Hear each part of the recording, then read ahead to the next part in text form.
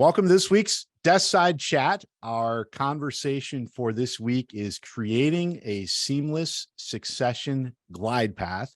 We have John Turner joining us from Live Oak Bank to be our featured guest. John, appreciate you joining us this week. It's an honor to be here. John, if you could start by providing a little background. I know you've done a lot more than what you're doing with Live Oak Bank. So I'd love for you to provide a little background on yourself and why I believe you're a great resource for us to kind of dive into this topic. If you can talk a little bit about Live Oak Bank, but again, if you could share a little bit about your background, I would certainly appreciate it. Yeah, not a problem. And appreciate again the chance to be with you. Just very briefly, Live Oak Bank's the only FDIC insured national bank that was specifically chartered to do cash flow goodwill lending to investment advisors. And I think here's what, John, I'm an old crusty advisor, started in 1986.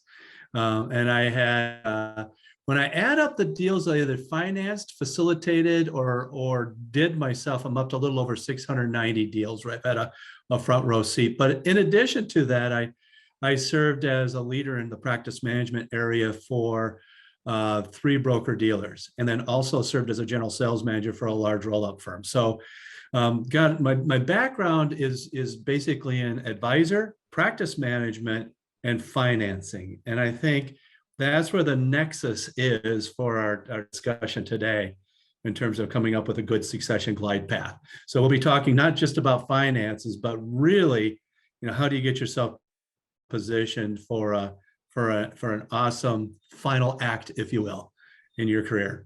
And it's a final act, but it's something that, it's never really too early to plan. One of the things that I've seen is I've seen some younger advisors who form a partnership who've already started to build in a next gen as part of their practice, that they may not be retiring for 20, 30 years, but at least they have that in place. Clients understand and know what's going to be happening in the future. What I guess has, in your mind, John, over the last couple of years, we're seeing more and more acquisitions, obviously consolidation, the big aggregators. What has changed most in the last couple of years? What are the biggest watch outs that you've seen for advisors of late? That's a really good question. There's at least 3 things that have come up recently in particular that I think advisors need to pay attention to. I would say years gone by, mostly what you saw was an advisor selling to an outside firm, another advisor, something along that lines. And we have seen an amazing shift. And I think, John, to your point on this, to really looking at internal, my Generation 2 as my successor. And that has did a whole bunch of work around how do you finance that? How do you prepare your business, your clients, your staff, and your generation? We might be able to get into some of those details, but that has been very, very significant in this space. So moving from the external sale to the internal, we're seeing a lot of that. With that said, we're still seeing kind of a movement towards private equity as well, and perhaps looking at them as a way to succeed out. There's some real positives to it, but there are some significant constraints, concerns that perhaps we'll get into, that you have to go with eyes wide open if you're going to look at that. And the last thing that just came out, ripped from the front pages of the news, not sure if you saw this, it came out on September 29th. The Securities Exchange Commission is suing an advisor 3 years after they retired because they ended up selling their practice to a top bidder, but they ended up running a Ponzi scheme. And as a result, the SEC has said that the selling advisor did not do a good job vetting their buyer, and that is part of fiduciary. So the long arm of the SEC can reach into your retirement years. And unfortunately, I'm afraid that if it's found that this advisor is at fault, probably is going to end up living on Social Security and food stamps. And so you got to be very careful, which gives another big vote towards look at your Generation 2. That is your safest bet in all of this versus looking external to your practice.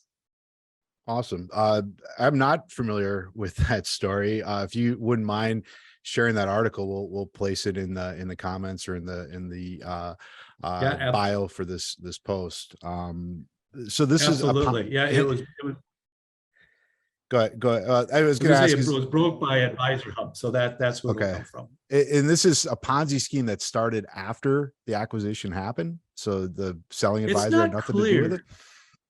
clear. This advisor had nothing to do with it. And again, reading between the lines, it appears that the advisor really kind of went for the top bidder and just didn't do a lot of due diligence and vetting of his buyer. So we all have a responsibility as advisors still to our clients to make sure that we put them in the hands of somebody who's got high character. When we talk about deals, the 5 C's of culture, character, capacity, and capital. Character, it really does matter. You want to place in the hands of somebody of high integrity, but you need to really, research that and confirm that.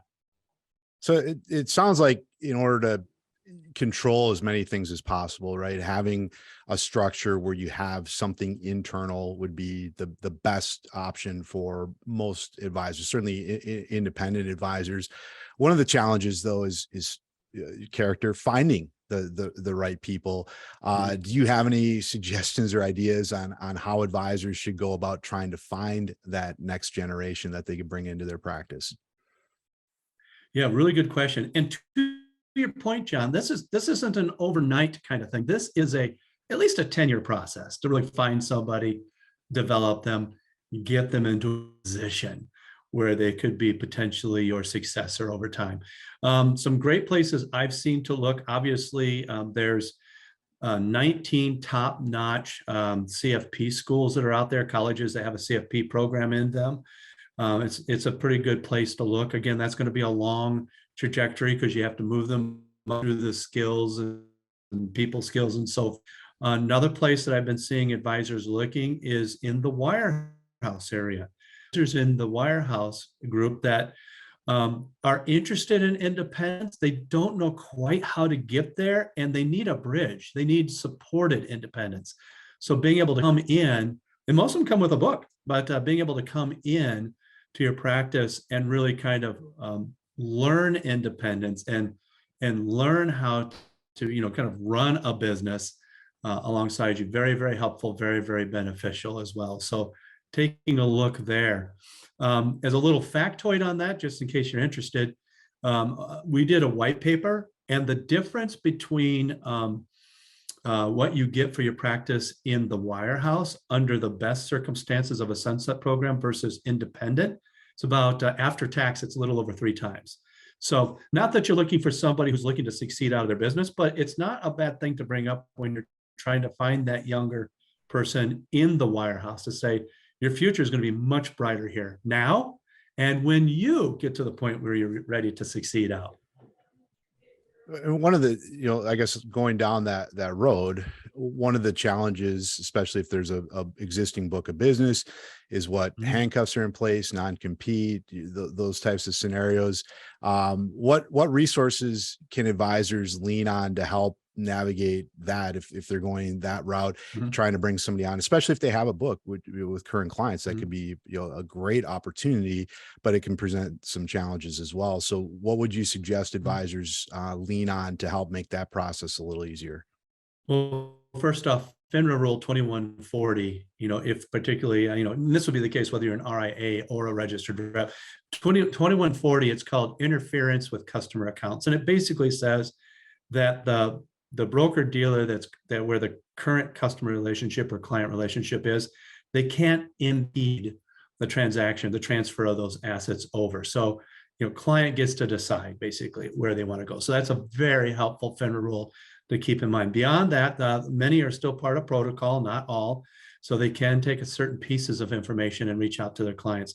If they're a non-protocol firm or team agreement, that sidesteps protocol. Patience is going to be your best tool, because most of the time those non-competes, non-solicits go for a year. So they may have to you may have to support them for a little while, doing other work in your practice before they can start to port their clients over. LinkedIn is also a very helpful tool because you've got all of your clients on LinkedIn. It's just a matter of announcing where you're going and explaining the rationale why in a way that benefits the clients. And even though you can't reach out to them necessarily, most of the time you down and contact you. So that LinkedIn's also a very helpful tool in that process. Well, today's discussion, John, we talked about this. We're going to keep it at a pretty high generic level, but I do really appreciate having you as an expert for advisors that are going to have more specific discussions and conversations. And I believe that this conversation you and I having are going to lead to many more. But at that higher level, when it comes down to the financing portion, what are some of the biggest things that you guys are looking for in order to give out a loan? What are some things that advisors can do to set themselves up to make sure that they're going to get the best terms, get the best opportunity possible from a financing perspective? Right, you bet. And there's a lot to unpack, and we're not going to unpack it today. So we'll stick to the financial side, but ultimately there's a whole discussion around how do you prepare your clients? How do you prepare your staff? How do you prepare your business? We'll touch on that a little bit. And how do you prepare the advisor? We'll touch, or the next gen, and we'll touch on the financial side, but there's a bunch on leadership as well to talk to there. So there's a lot to unpack. We'll put that to the side, talk more on the financial side right now in preparing your business and preparing your Gen 2 or Generation 2. So first up, preparing your business, I think it's very, very important that you go through your profit and loss statement and look to see if there's any way you can reduce expenses without sacrificing the client experience. And the reason for it is in the way that we do the loans, the Generation 1, the founder is not on the loan. So you are not going to be a borrower or a guarantor on that note. It's going to be the firm.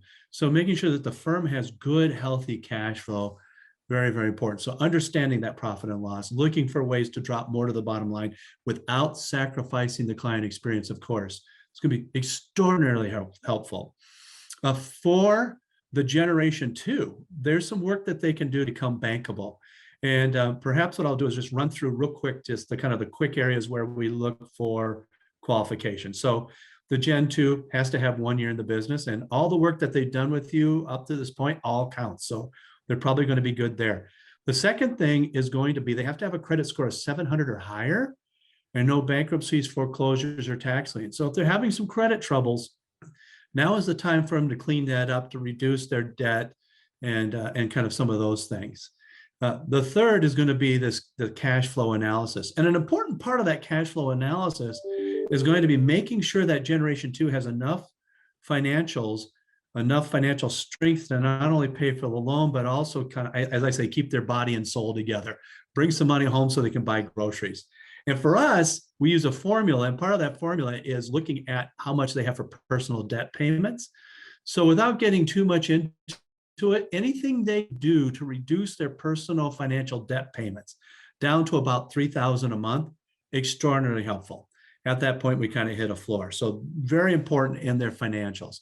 The next thing is that if they have any outside businesses, we do a cash flow analysis on that to make sure there's no big black hole out there draining them dry of revenue. So if they do have rental property or whatever, making sure those are financially sound, or if not, perhaps divest themselves of those in preparation of investing in a much, I think, profitable business, much more profitable business, yours. So I think that's very, very important. Have to be a U.S. or a green card holder, self-explanatory, can't be a felon. They can be charged, just not convicted. And then lastly, we look for the revenue of the firm to be at least 60% recurring. So for our RIA friends, that's usually not a problem.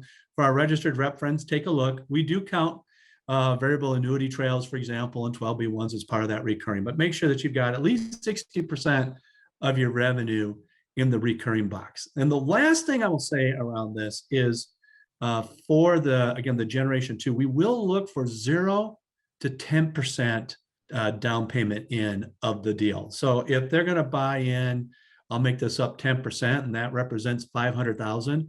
They may have to come in with anywhere from $0 to up to $50,000. So, letting your Generation 2s know it's time to save some shekels for this fantastic opportunity. I think that's very, very important. So if it were me, I'd have a very early preliminary meeting saying, this is my succession plan. Generation 2, bring sunglasses because your future is about to become very bright.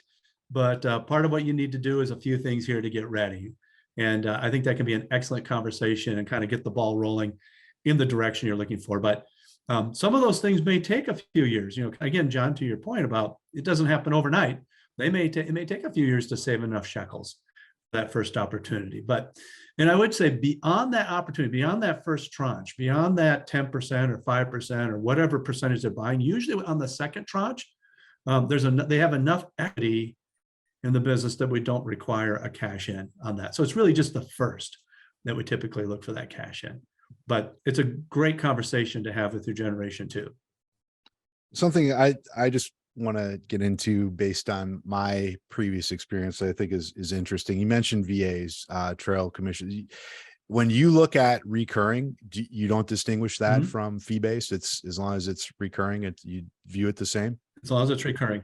Yep. Even advice fees, there's some folks that just, they will charge a project fee for just delivering the advice. As long as it's on a good till canceled track, it's something that we can include as well as recurring. So, really for us, the definition is, it would, if you unfortunately were sick or something and you couldn't see the client for a little while, that revenue still comes in. That's really kind of for us recurring. You don't have to sell something new in order to generate revenue. That's for us is what we consider non-recurring. And, I think a lot of these things can tie together. If you're able to do it internally, find the right person. You mentioned that story character, how important that is, having the clients in a comfortable place, having the financial resources for that next gen is important. So all those things can tie together if you're able to kind of structure things from that internal perspective. What have you seen? We've gone into this topic we've attacked it in a couple of different ways, and the importance of retaining that next generation. So you find somebody, yes, and you're setting up this plan, you're letting them know, hey, let's reduce your personal debt, all the things that you talked about, getting them in place. How do you retain that next generation so that they're not then looking elsewhere and trying to find yet another potential opportunity? There's some technical items and there's some inspirational items. So on the technical side, under the category of preparing your business, we would talk about updating your operating agreements and your employment agreements to make sure that you've got the right protective covenants in place. And there's more than 2. Most people can think of 2. There's 4. Of course, there's the non-compete. Everyone thinks of that one. Doesn't have a lot of teeth because a lot of states are right to work states. The non-solicit, again, kind of hard to prove, what transpired over the phone or in the office. There's the do not disparage, which means we're going to keep fights from squirting out to the clients or into the market. And the last one is the no serve, which means, I get it. You've developed friendships with some of these folks. Go have pie with them, go have coffee with them. But if you serve them and you get paid, I get paid. They essentially buy them from you. And that's been upheld. So that's the strongest of the 4. So making sure you have that in place, that's the technical side. On the inspirational side, I'm serious. When you have this initial discussion, maybe you're not going to ask them to bring sunglasses, but you are offering them an incredible opportunity. Their future is very bright. So having that initial conversation so that they've got a to-do list, they know that they've got to maybe clean up their credit, they got to start saving, on the whole financial side. The other things that you're going to start doing with them to show investment in them is you're going to make sure that they really understand the business processes from start to finish. You're going to perhaps think this over, but perhaps you're going to be ready to share the profit and loss and make sure they understand how this money. And you're going to really start to get them into leadership development opportunities. So you're going to start developing in them the skills required to be an entrepreneurial leader, to be a business partner. So even though they're not there yet, there is a glide path for them as well as you. And from the chair that I've sat in, that has kept them very engaged. So you put the fences around technically, but you've also provided lots of inspiration in helping them get ready to be a partner. And that usually is pretty sufficient to keep them on your team.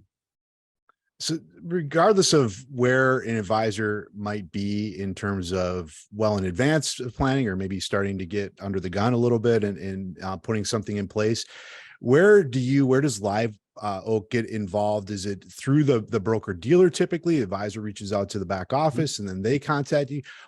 How have you worked best with advisors to assist them through what often is a life-changing process that can take quite some time? The contact is as varied as the advisor.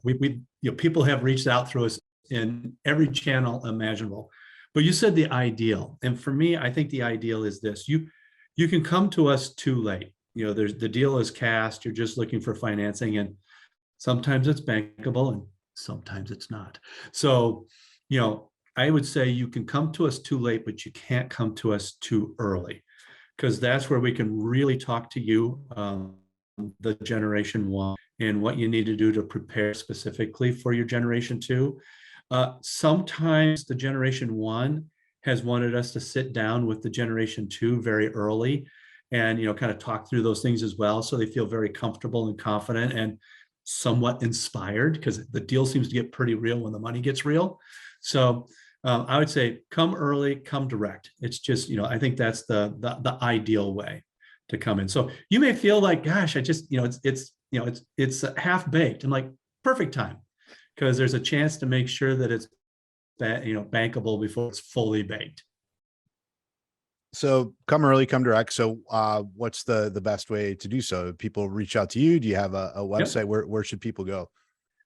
Well, there's a bunch of ways. I prefer the personal touch. So I mean, if they just reached out to me directly, either via phone or email, that's probably the best. I'll just get your pencils ready. Here comes the phone number and the email. Phone number 651-212-0141. And the email has a little twist in it. See if you can figure it out. It's John, John. Yep, I spelled the cool way, just like you do, John. Yep. Dot Turner, Turner. In case you're wondering, that's Old Anglo-Saxon for farmer, Turner of the earth, at liveoak.bank. We went to .bank a few years ago. It's much more secure than .com. So I found just the personal reach out works best. I usually can, they can usually get me live, or if they can't get me live, I'm usually able to get back to them same day and start that conversation, or go ahead and schedule to have the conversation, whichever they prefer. Well, like I said, I feel very honored and fortunate to have you as a third-party contributor for us, because there's so many different veins that we can go down off of this that are going to help other advisors. So the more, obviously reaching out to you directly and having these conversations, but if we can have some of these just at a little bit higher level in a presentation format, additional meetings, it should help all parties involved, both on the senior side as well as the junior side, where somebody's looking to take over, because there's so many moving parts. But I love how you describe that. It's, wear sunglasses, the future's bright. I mean, I talk to advisors all the time about kind of that wirehouse thing, like you're saying, like when is the right time to make the transition, and really the more you can control, the more you have in your hands, the better off you're going to be on both sides. Absolutely. All right. Well, John, thank you so much for joining us this week. We're going to close the public portion of the meeting. We'll see if we can get some Q&A from the audience. Really appreciate you joining us. Yeah, not a problem. I'm honored to be here with you, and I'm excited about our future together. So we'll have to get our own sunglasses. Sounds good. Thanks, John.